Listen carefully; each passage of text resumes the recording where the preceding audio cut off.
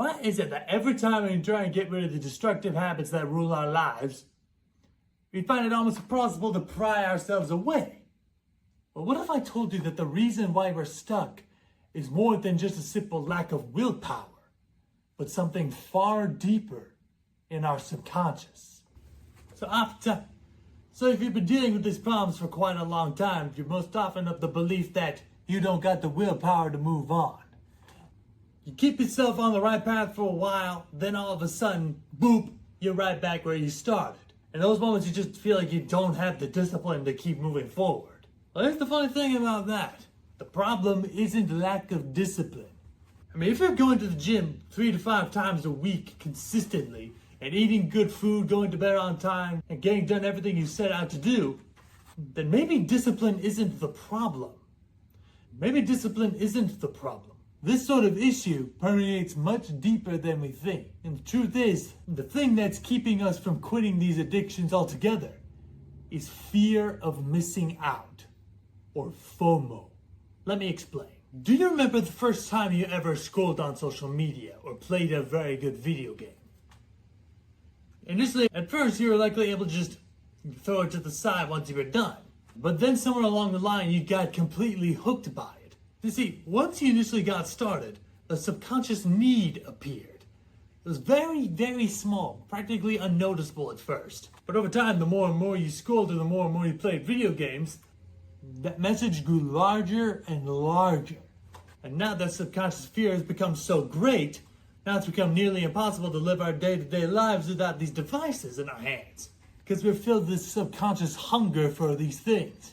Because we feel like without them, we'll be deprived of some pleasure that we're supposed to have. It's almost like a deep hunger within us that must be satisfied. However, the sensation of satisfying these urges is very different from satisfying hunger. Once we've finished up a delicious meal, we feel fulfilled and satisfied. Whereas once we're done with social media, we feel empty and vacuous and feel like we've wasted our time entirely. And yet the hunger remains. Unfortunately, if this fear continues, then this belief will only grow stronger and more reinforced as time goes on. And the more it becomes reinforced, the further we'll slip into this madness. And so how do we fix it? How do we reverse this? Well, the solution is actually much easier than you might think. And here's how you do it. So in order to deal with the fear of missing out, we must come to realize that we are not missing anything. Because think about it. What do you actually gain from endlessly scrolling on social media? Nothing. You gain nothing besides meaningless snippets of information you might never go back to again. Nothing. So overall, it is worth nothing. It provides nothing but cheap, ridiculous entertainment.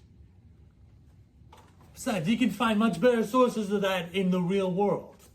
And the funny thing is, once we realize that we have no need for these foolish things, we can start to find joy in the fact that we don't need it.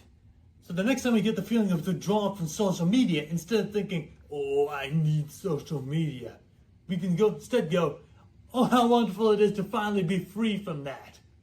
If we can replace the feeling of fear with a feeling of joy, then it becomes nigh effortless to avoid the problem.